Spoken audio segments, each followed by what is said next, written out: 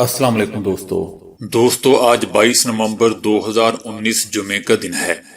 دن کی سب سے بہترین خبروں میں آپ سنیں گے کہ اسرائیل نے پاکستانی سیاسی و عسکری افسران کے سوشل میڈیا اکاؤنٹ ہیک کر لیے۔ لندن برٹش سکھ کمیونٹی کی طرف سے وزیر اعظم عمران خان کے لیے ایوارڈ۔ چین کی ہانگ کانگ معاملے پر امریکہ کو پھر ایک بار دھمکی۔ ایرانی ٹی وی پہلی مرتبہ احتجاجی مظاہروں میں شریک نقاب پوش نوجوانوں کی فوٹیج۔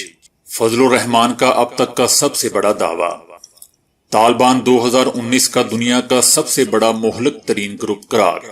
نواز شریف کے پلے لیٹس اچانک کم کیوں ہوئے، میاں شہباز شریف کا اب تک کا سب سے بڑا سوال۔ ترکی نے کہا ہے کہ کشمیر پر ہمیں کچھ بھی کرنا پڑا تو ہم کریں گے۔ نوجوان لڑکے اور لڑکیوں کے لیے سعودی عرب میں 55,000 ملازمتیں تیار۔ بانی MQM الطاف حسین نے نریندر مودی سے سیاسی پناہ کی باقاعدہ اپیل کر دی۔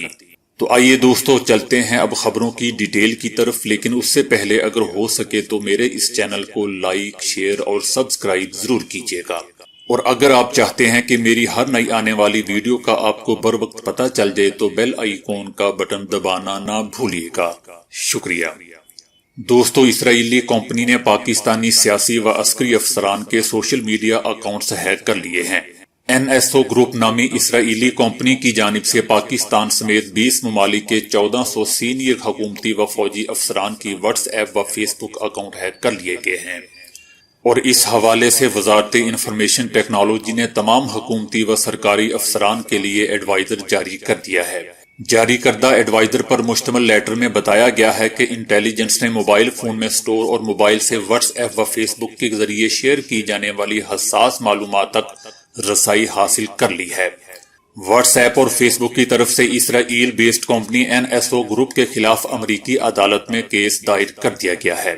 لیٹر کے ذریعے تنبیہ کی گئی ہے کہ اسرائیلی وائرس کسی بھی iOS آپریٹنگ سسٹم یعنی ایپل فون اور اینڈرائیڈ موبائل فون کے واٹس ایپ نمبر پر صرف مس کال کے ذریعے اس موبائل میں موجود ڈیٹا تک رسائی حاصل کر سکتا ہے۔ حساس عہدوں پر تعینات سینئر افسران اور نیشنل سیکیورٹی معاملات ڈیل کرنے والے افسران کو واٹس ایپ سمیت کسی بھی ایپلیکیشن کے ذریعے حساس انفارمیشن شیئر نہ کرنے کا کہا گیا ہے، اور 10 مئی 2019 سے پہلے خریدے جانے والے تمام اینڈرائیڈ اور آئی فون موبائل فونز فوری طور پر تبدیل کرنے کا بھی کہا گیا ہے۔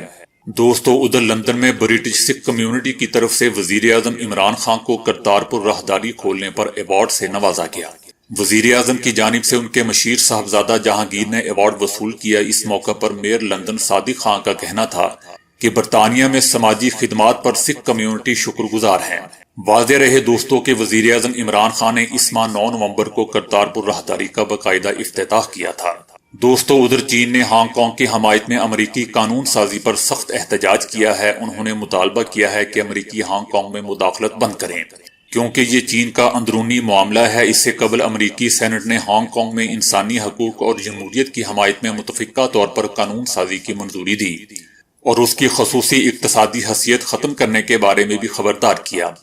قانون سازوں نے آنسو گیس، ربڑ کی گولیاں اور جمہوریت کی حمایت میں مظاہروں کو دبانے کے لیے سیکیورٹی فورسز کی طرف سے استعمال میں لائے جانے والے دیگر ساز و سامان پر بھی پابندی عائد کر دی۔ دوستو، ادھر ایران کے سپریم لیڈر نے دعویٰ کیا ہے کہ ملک میں حالیہ دنوں میں دشمن کو پسپا کر دیا گیا ہے۔ ایرانی رہبر اعلیٰ نے منگل کی شب ایک نشری تقریر میں ملک میں پیٹرول کی قیمتوں میں اضافے کے خلاف حالیہ عوامی مظاہروں کے مقابلے میں اپنی اس فتح کا اعلان کیا ہے۔ انہوں نے کہا کہ ہم نے فوجی محاذ پر دشمن کو پسپا کیا ہے اور سیاسی جنگ میں بھی دشمن کو پیچھے دھکیل دیا ہے۔ ہم نے سیکیورٹی کی جنگ میں بھی دشمن کو پیچھے ہٹا دیا ہے۔ ملک میں حالیہ بدامنی کسی عوامی تحریک کا نتیجہ نہیں تھی۔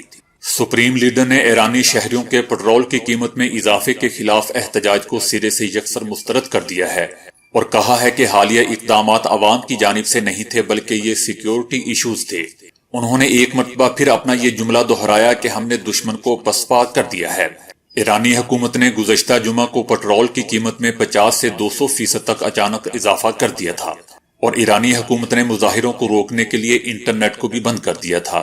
البتہ ایران کے سرکاری ٹیلی ویژن نے پہلی مرتبہ ان احتجاجی مظاہروں کے دوران نقاب پوش نوجوانوں کی فوٹیج نشر کی تھی جو سرکاری دفاتر کو نظر آتش کرتے نظر آ رہے تھے یا پھر سیکیورٹی فورسز کے ساتھ ہاتھا پائی کر رہے تھے۔ اقوام متحدہ نے منگل کے روز ایرانی حکام سے ضبط و تحمل کا مظاہرہ کرنے کی اپیل کی تھی اور پرتشدد احتجاجی مظاہروں میں ہلاکتوں پر تشویش کا اظہار کیا تھا۔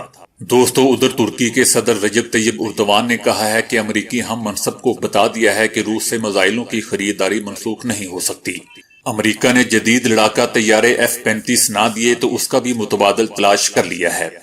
ترک صدر نے گزشتہ ہفتے وائٹ ہاؤس میں امریکی صدر سے ملاقات کی تھی۔ اردوان نے واضح الفاظ میں کہا کہ ملاقات کے دوران ٹرمپ نے کہا تھا کہ روس سے جدید S-400 میزائل نہ خریدے جائیں۔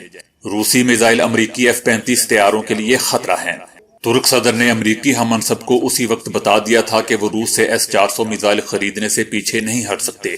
دوستو، ادھر پاکستان میں فضل الرحمان نے دعویٰ کیا ہے کہ ان کو بلوچستان حکومت چیئرمین سینٹ اور گورنر KPK کی پیشکش ہوئی تھی، جسے ہم نے مسترد کر دیا ہے کیونکہ ہم اس جعلی حکومت کا خاتمہ چاہتے ہیں۔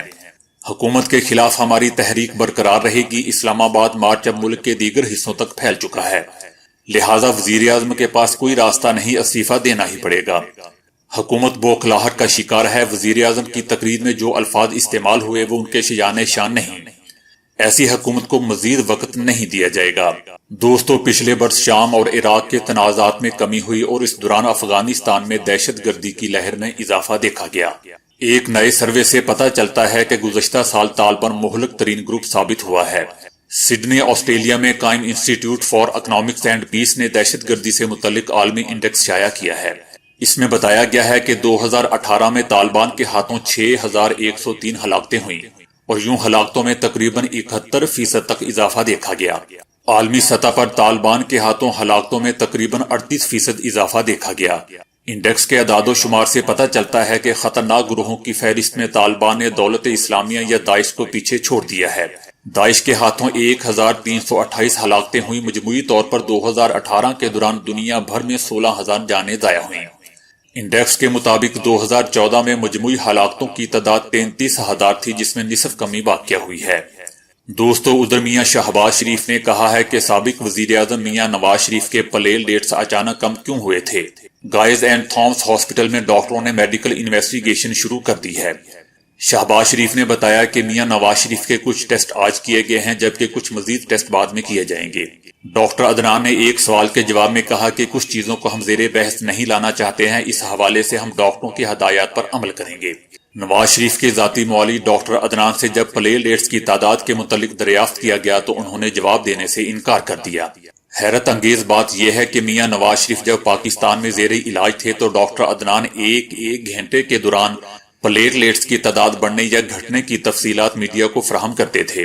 میڈیا سے بات چیت میں نواز شریف کے صاحبزادے حسین نواز نے کہا کہ میاں نواز شریف کے حوالے سے زہر خورانی کی تحقیقات ہونی چاہیے، جبکہ وزیر اعظم عمران خان نے کہا ہے کہ جذبہ رحم دلی کے تحت نواز شریف کو باہر جانے کی اجازت دی تھی۔ میڈیا سے گفتگو میں اسحاق ڈار نے بھی کہا کہ میاں نواز شریف کے حوالے سے صرف حسین نواز ہی نہیں بلکہ 1-2 اور رہنماؤں نے بھی زہر خورانی کا اظہار کیا ہے۔ دوستو، ادھر آزاد کشمیر کے صدر نے کہا ہے کہ مقبوضہ کشمیر میں پھنسے سے 90 لاکھ کشمیری عالمی امن کے خطرے کی وارننگ دے رہے ہیں۔ ترکی کے دارالحکومت انقرہ میں عالمی کشمیر کانفرنس سے خطاب کرتے ہوئے انہوں نے کہا کہ ترکی کے صدر رجب طیب اردوان کا شکریہ ادا کرتے ہیں کہ انہوں نے کشمیر کے مسئلے کو عالمی فورم میں بلا خوف اور غیر جانبداری سے اٹھایا ہے۔ انقرہ میں جاری کشمیر عالمی کانفرنس میں دنیا بھر سے آئے ہوئے 25 ممالک کے مندوبین نے شرکت کی۔ برطانیہ سے آئے ہوئے لارڈ نذیر احمد نے کہا کہ ترکی نے کشمیر کے مسئلے پر ایک بڑی عالمی کانفرنس کا انعقاد کر کے دیگر ممالک کے لیے ایک مثال قائم کی ہے۔ ترکی کے صدر کا شکریہ ادا کرتے ہوئے کہا کہ عالمی سطح پر رجب طیب اردوان نے جاندار موقف اختیار کیا ہے۔ ترکی کے محکمہ مذہبی امور کے سربراہ پروفیسر ڈاکٹر علی نے کہا کہ ترکی اور پاکستان کے تعلقات تاریخی ہیں۔ پاکستان کے عوام نے ماضی میں جس طرح ترکی کے عوام کی مدد کی تھی، ہم کبھی بھی اس کو فراموش نہیں کر سکتے۔ ہم اپنے تعاون کے ساتھ ساتھ اپنی ذمہ داری بھی ادا کریں گے۔ ترکی کے ہی جسٹس اینڈ ڈیولپمنٹ پارٹی کے چیئرمین نے کہا کہ کشمیر پر ہمیں کچھ بھی کرنا پڑا تو ہم کریں گے۔ دوستو، ادھر سعودی عرب میں عنقریب نئی شرائط کے تحت ورک ویزوں کے اجراء کا اعلان کیا جائے گا۔ نوجوان لڑکے لڑکیوں کو 55,000 ملازمتیں فراہم کی جائیں گی۔ اس سلسلے میں صحت اور زراعت کے سیکٹروں میں متعدد منصوبوں پر دستخط کر دیے گئے ہیں۔ اس وقت نجی سیکٹر کے کام آنے والے 32 منصوبوں کے آغاز کے لیے کام ہو رہا ہے۔ نجی سیکٹر میں نوجوان لڑکے لڑکیوں کو 55,000 ملازمتیں فراہم کی جا سکیں گی۔ دوستو، ادھر بانی M Q M Altaf Hussain نے بھارتی وزیر اعظم نریندر مودی سے اپنے ملک کی شہریت دینے کی باقاعدہ اپیل کر دی ہے۔ سینئر صحافی اور تجزیہ کار مظہر عباس کا کہنا ہے کہ پاکستانی سیاست سے مکمل طور پر کنارہ کش ہو جانے والے الطاف حسین اب علیحدگی پسند رہنما کے طور پر سامنے آ رہے ہیں، جس میں وہ سندھو دیش آزاد بلوچستان کی بات کر رہے ہیں، لیکن پاکستان کی قومی سیاست میں ان کا کردار تقریباً ختم ہو گیا ہے۔ الطاف حسین اور ان کے ساتھیوں نے انڈین حکومت کو سیاسی پناہ کی باقاعدہ درخواست دی ہے۔ اس بارے میں دوستو، جب ایم کیو ایم لندن کے رہنما ندیم احسن اور مصطفیٰ عزیز آبادی سے رابطہ کیا گیا تو ان کی طرف سے کوئی جواب موصول نہیں ہوا۔